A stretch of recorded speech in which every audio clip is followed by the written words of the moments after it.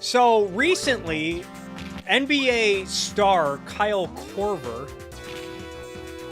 Kyle Korver is this NBA player that plays for the Utah Jazz. He wrote this piece for the Players Tribune about white privilege. Don't know if you guys heard about this. So first off, I want to talk about the concept of white privilege and why it's stupid. So white privilege is this concept, it's this notion that there's racism in America and white people are benefiting from it. Now think about this. Actually, I'm going to blow some minds. I know this might be a revolutionary idea to some people, but I don't think it's good that I live in a society that treats me differently because of my skin color. Whoa! I don't think it's good that I live in a society that treats me differently because of my skin color. So what white privilege is that society treats white people differently than non-white people. How is this good for anybody? Because ultimately, nobody benefits from evil. Any perceived benefits I get are outweighed by the fact that I live in an irrational, immoral society that thinks that race is of any importance.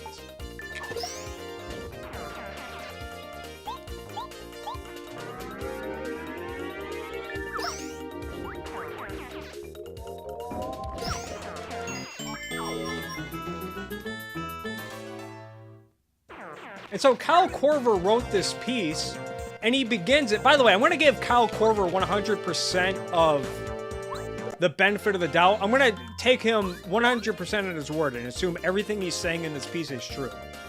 He starts off the piece by talking about a story that happened in 2015 where his teammate, Thabo Sefolosha, they were playing for the Atlanta Hawks in 2015. Thabo Sefolosha, black NBA player.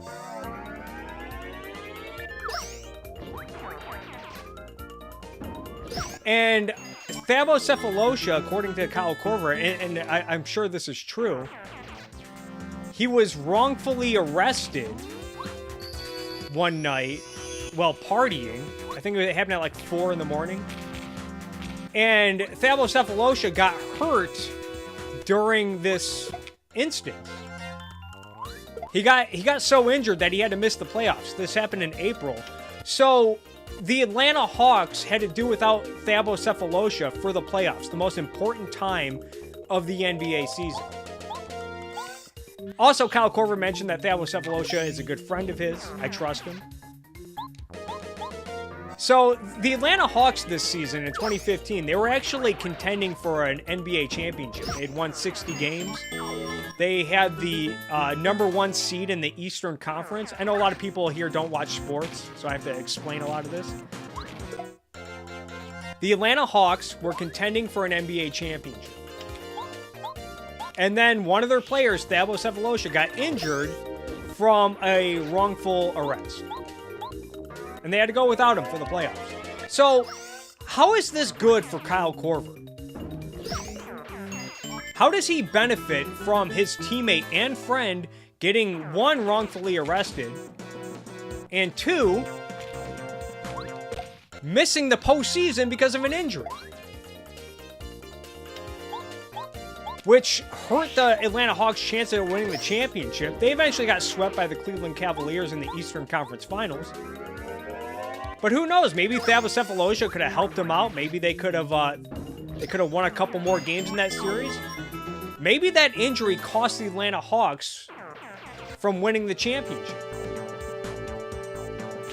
Is that good for Kyle Korver?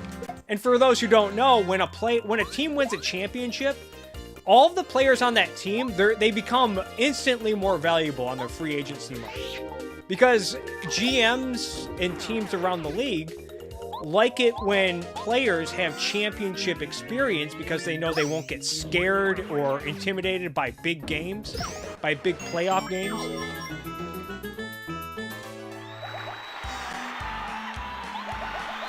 All right, got that out of the way. Leveled up. They know that these players that win championships, they can be good mentors for younger players on their teams if they have the championship experience. So this injury to Thabocephalosha could very well have cost Kyle Korver millions of dollars. Because if they would have won the championship, Kyle Korver's value goes through the roof because by virtue of the fact that he won a championship.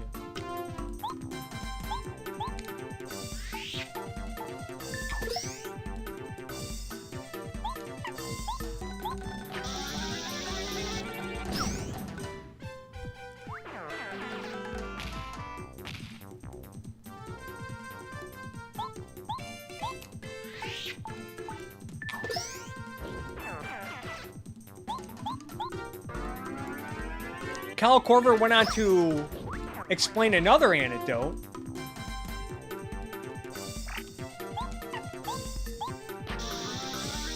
That happened this season to Russell Westbrook. The Oklahoma City Thunder went to Utah. Now Kyle Korver plays for the Utah Jazz, as does Thabocephalosha.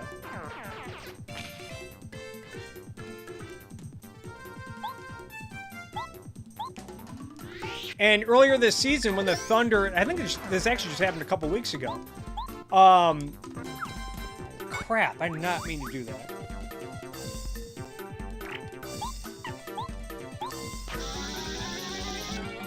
Not paying attention. This fan at the Utah Jazz game was heckling Russell Westbrook, and he said some racist things. This fan said some racist things at Russell Westbrook. Again, how is this good for Kyle Korver?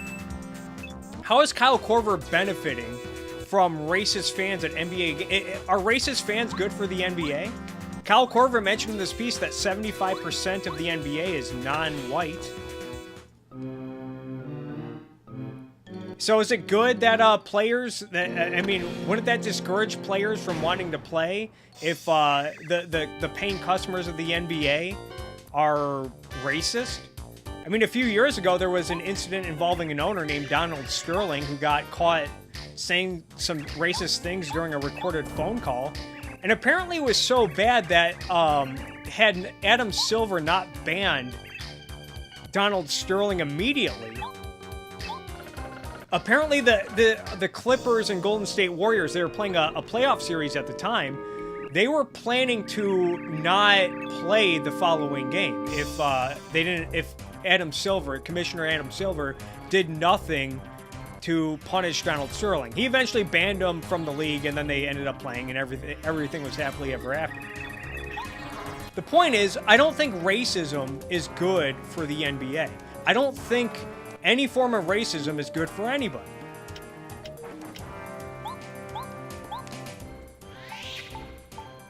In fact, let's go to the extreme. Let's go to Godwin's Law. Yeah, we're breaking Godwin's Law today. We're going to bring up Hitler and Nazi Germany. Would anyone say that the Aryans that lived under the Third Reich in Nazi Germany, would anyone say that they benefited from Aryan privilege? Because after all, the Nazis predicated their entire society on the supremacy of one particular race, which was the Aryan race.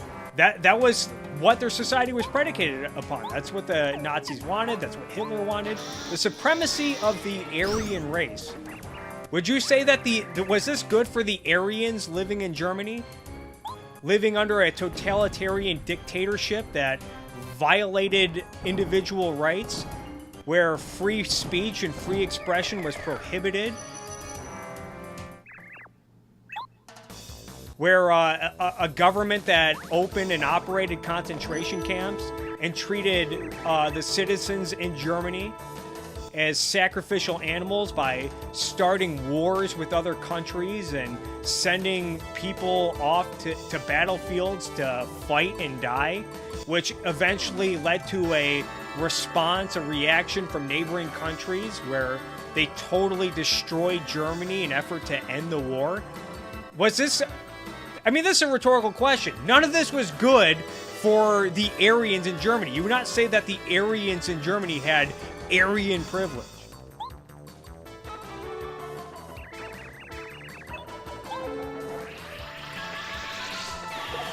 Oh, darn, they got me good.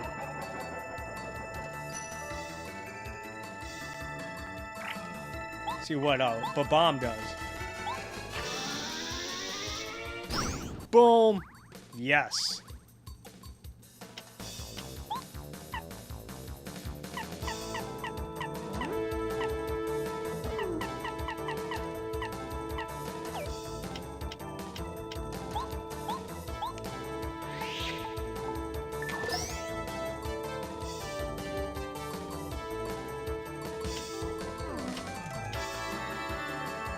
So again, nobody benefits from racism. No one benefits from the evil.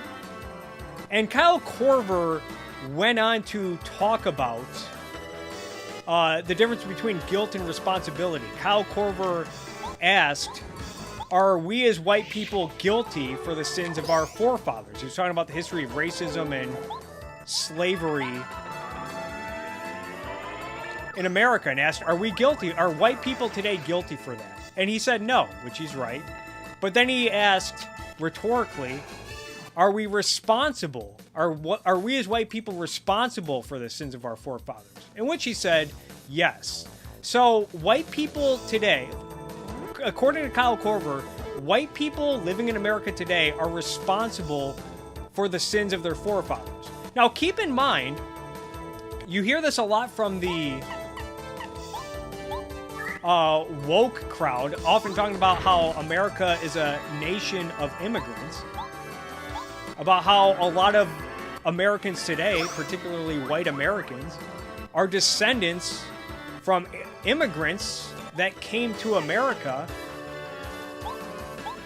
on boats during the late 19th and early 20th century. In other words, many white Americans today have zero ancestral ties to America pre-Reconstruction era.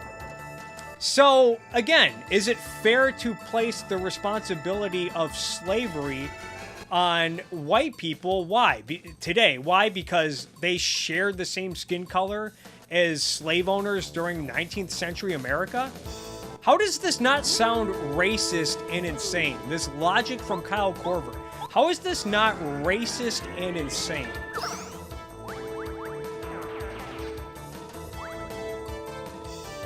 Or what about Genghis Khan? Doesn't Genghis Khan have something like 16 million descendants living today?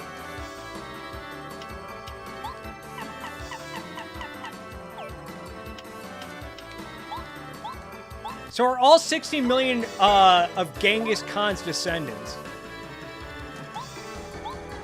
are they responsible for the sins and atrocities of Genghis Khan? Why not go back further? Are people today, are they responsible for the sins of their ancestors from 1,000 years ago, 2,000 years ago, 5,000 years ago? Where does Kyle Korver draw this arbitrary line?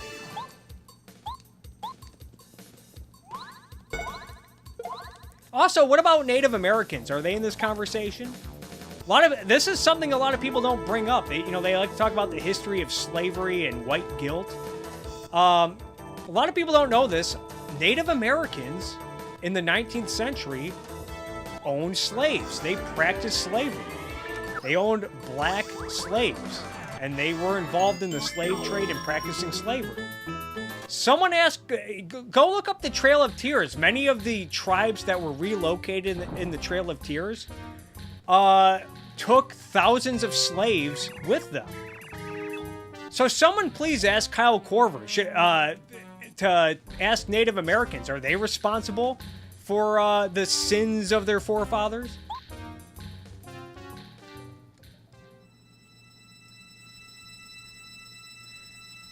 The only thing people are responsible for are their lives in this reality. So everyone's responsible for their own life in this reality, in this world. Because Kyle Korver talks about we all have a responsibility to call out racism and end racism. And in a certain sense, he's right. Because if you're a selfish person that wants to live a good life, racism is irrational and immoral. Racism is the lowest form of collectivism. And it is bad for you to be racist. It will make you miserable, and you're going to miss out on a lot of things in life if you judge people based on the color of their skin. But also, it's good for you to live in a less racist society, because society would be better off. I think most reasonable people can agree on this. Society would be better off if there was less or no racism at all. So yes, you do have a responsibility to, one, not be racist, and two, call out racism where you see it, because you will be making society a better place. Not that that's the standard. The standard is your own life, but ideally, you want to live in the best society possible because you want to live the best life possible.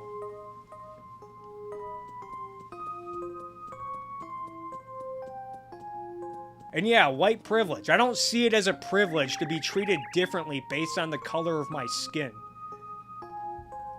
I don't like society giving me arbitrary benefits, treating people differently.